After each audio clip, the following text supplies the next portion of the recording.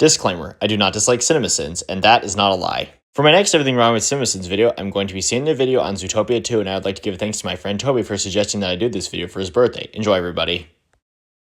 Okay, to start this video, I'd like to talk about your description, specifically the part where you refer to this film as an unworthy follow-up. And what I have to say is that many people would disagree with that, since a lot of people really liked this film, and some say it's better than the first. So just because you dislike this film doesn't mean you get to speak for everyone else who has seen it. Disney. Jeremy points out things on the screen, cliche. Creating an entire ass previously on because you took too long to make a second movie deserves a punishment. I do agree somewhat that it'd have been nice to enjoy this movie sooner, but rushing out a project is never a good idea since you can't rush art. I framed Lionheart. I can frame you too. Premature using past success as an indication of future performance aberration. But that's a villain flaw, and besides, this was in the first film, so it has to be included here in this recap as well. For the 100th anniversary of the invention of Zootopia's weather walls. Words cannot express how much exposition is in this movie, but sins can. But if sins can, doesn't that mean that words also can? That allowed all environments and all animals to coexist in one city. Leaving out how aggressively segregated this city must be. Considering that not all animals can survive in the same environment, they can still visit the different areas of the city regardless. Pops and Wild,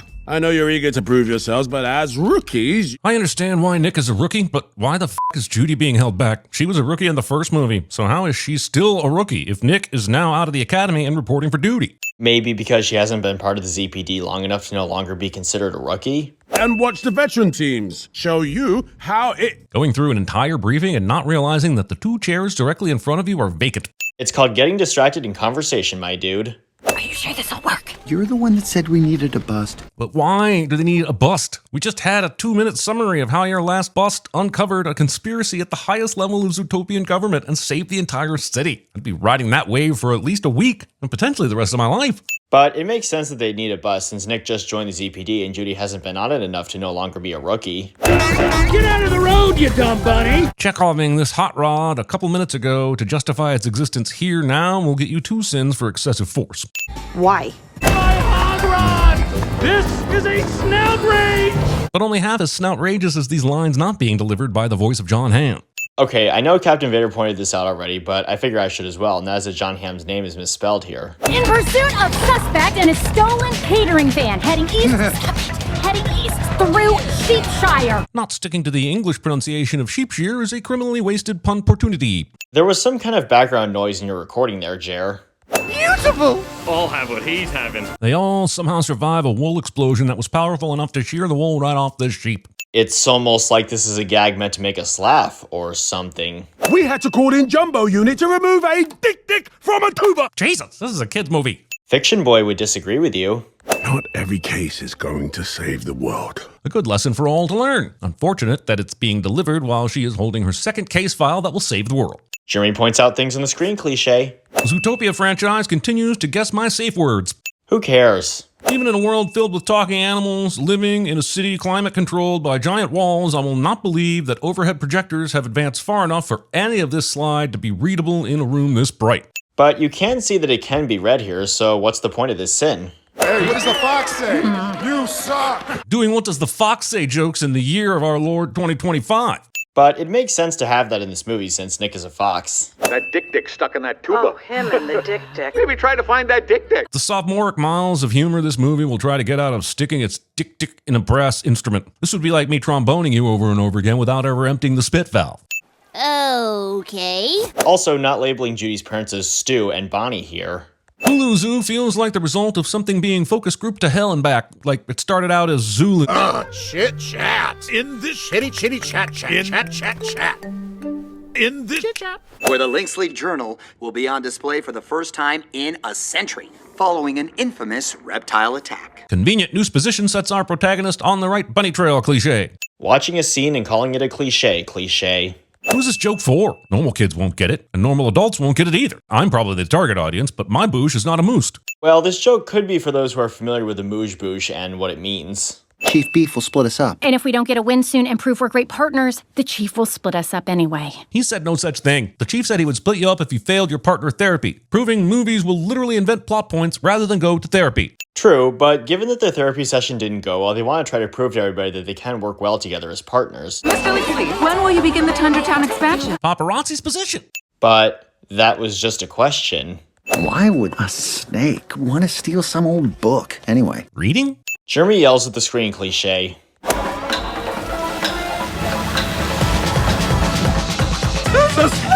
The snake's entire plan appears to have been drop from chandelier, reveal self, hope everyone runs, steal precious journal. Being exposed by the light seems to have merely accelerated what was already a fucking ridiculous plan. Seems more likely to me that he'd planned to disguise himself as a two-legged animal and then secretly steal the book, which doesn't seem that ridiculous. Somebody spilled a bunch of Raiders of the Lost Ark into a scene from Rush Hour, animated it, changed everyone to animals, and added a will they or won't they storyline for Chris Tucker and Jackie Chan. Spoiler alert, they don't even And somebody let Jeremy bring up two unrelated movies here. I knew it! Hey, remember how much you love Ratatouille? Do you remember? Zootopia Farm remembers. Yeah. Snakes never hurt anyone. We aren't the bad guys. I don't know who needs to hear this, but you don't need to be a bad snake or person to hurt someone. But that's not the point of what Gary said. He said that since snakes have been viewed in a bad light and he wants to prove they're really good guys. Also, telling kids not to at least be cautious around pit vipers is a wild choice. Yeah, it is good to be cautious around a snake in real life, but in this case, to quote Cheese, this isn't our reality. And you two will file a report that he attacked us. And you will keep your mouths shut. I'm not sure why the Lynxleys think they need to go this hard right out of the gate. The snake did attack them. This is exactly the report they would have filed, but this sudden threat of violence makes you look more suspicious than Tom with a Tweety Bird-sized bulge in his cheek. But since he was with Gary when the latter told Judy the truth, it makes sense that he'd want her and Nick to not reveal the Lynxleys' true colors. Listen, I'll put my love of cheese up against any mouse alive, but I'm still not decorating my f***ing couch with it. Firstly, that sounds like a you problem, and secondly, like Media Monitor said in Vader's review for this film, they're not mice, they're shrews. Anyways, you're in trouble, so we're here to help. Deus Ex Mafia!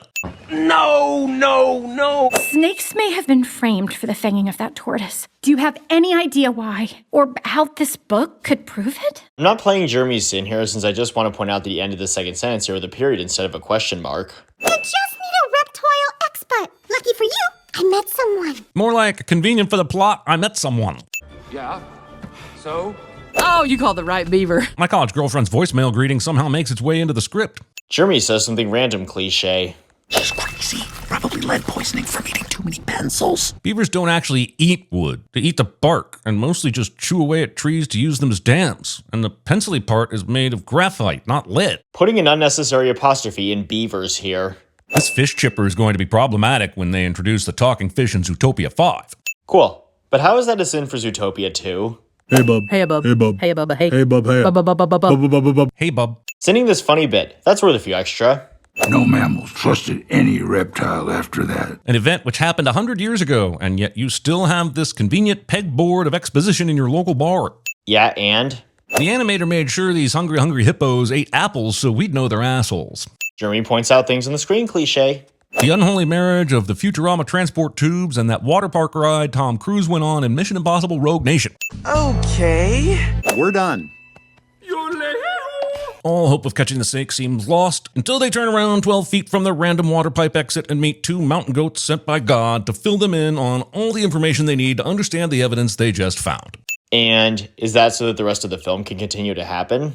Zootopia is showing kids that climbing a sheer rock face is as easy as finding two harnesses and yanking yourself upwards in defiance of gravity. To quote Cheese again, this isn't our reality. I really am funny. I must have been feeling generous in the last movie because I never mentioned how f***ing dumb this carrot is. As it happens, Next. Symbolism! Yeah, so? The world will never be a better place if no one is brave enough to do the right thing. The world is what it is, Carrots. Now we have a battle between idealism and realism that is being treated as the central tension of this relationship. Trouble is that the story hasn't done much work to make this rift believable. It's not like they've been pulling in different directions for most of the movie. But that is the case here since Judy wants to solve the snake case and Nick doesn't want to and wants to leave town to go into hiding. Symbolism to the fracturing!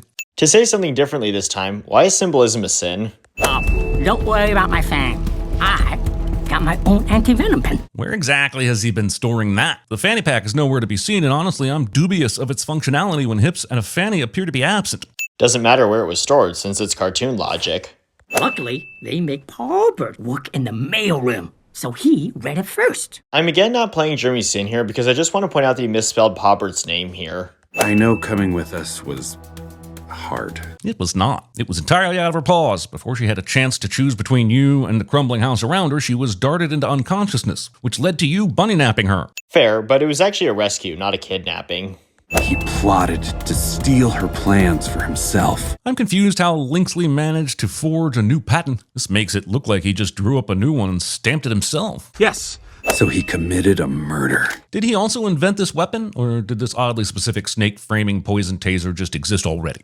Could be either, but if the movie explained that, it wouldn't really serve a purpose in the story, so does it really matter? How are you even here? This question doesn't result in a detailed retelling of the millions of years of evolution that led to the writing of this line to hang a lampshade on the uncanny convenience of Nibble being in the same prison and in the cell right across from Nick. And again, with no conveniences, movies wouldn't happen. That's Beeve 101. The course my college girlfriend invited everyone to audit somehow makes it into the script. Who cares? Hilarious that the sloth loves to drive fast, but driving fast, I hear, requires fast reflexes that rather ruin the joke. Sinning something you like.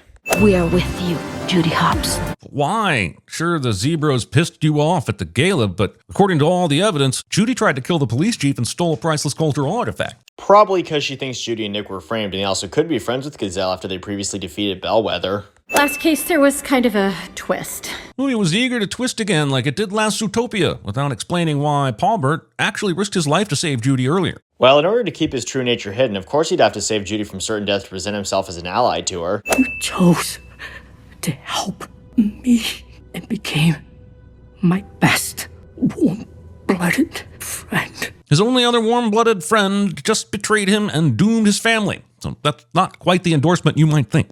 But she didn't and genuinely wanted to help him, so... Permission to hug. Ki-Hu Kwan isn't asking me for a heartfelt hug in this scene.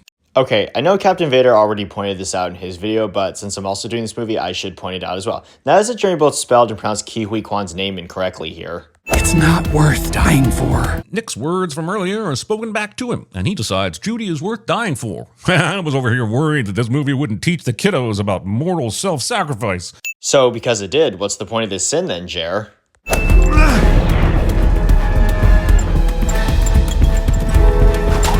This works.